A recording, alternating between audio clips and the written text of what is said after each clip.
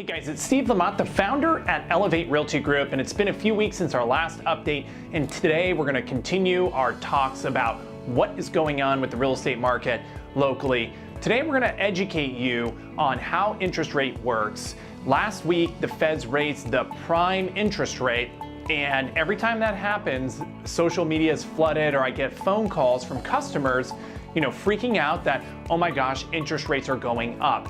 And that's not necessarily what the Fed is doing. The Fed prime funds rate affects short-term interest rates. This is car loans, student loans, credit card interest. This is the rate at which the Fed charges banks to go out and loan money.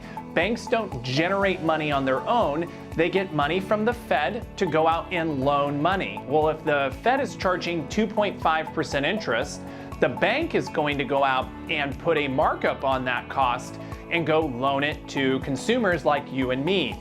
So when rates go up rapidly, all that's doing is pushing up the cost of business lines of credit, home equity lines of credit, short-term loans like auto loans and credit cards, making it more expensive to borrow, thereby stopping people from going out and spending money. That's the whole purpose of what the Fed's doing. Now, long-term interest rates are actually dictated by the 10-year Treasury. Mortgages, treasuries, stocks, these are all investments, and each investment comes with a rate of return. So if you look at a mortgage at 5.5% interest, someone is buying that mortgage for 30 years and they're expecting a 5.5% return on that money, and it's a very safe investment. There's nothing safer than a 10-year Treasury. Basically, you buy a Treasury bond, that's the Treasury borrowing money from you, and they're gonna pay you whatever that the current market is on that. Right now, it's somewhere around 3%, maybe 2.9. You give them your money and buy a bond at 3%, they will pay you back guaranteed. Treasury bonds are guaranteed 10 years later at 3%.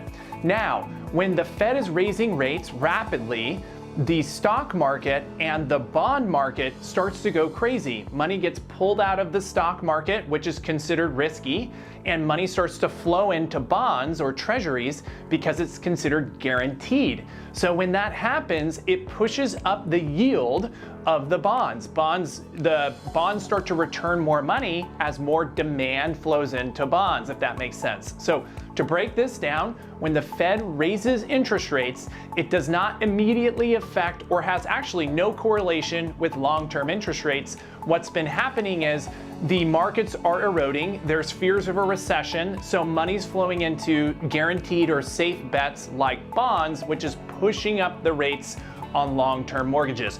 If you want more information about this, another note, as of today, it's the 1st of August, interest rates are at 4.75. So rates have actually come down almost half a point since the last Fed meeting. So take that, all you Facebook the Facebook naysayers. Visit our website at homesbyelevate.com or call us at 916-436-SELL.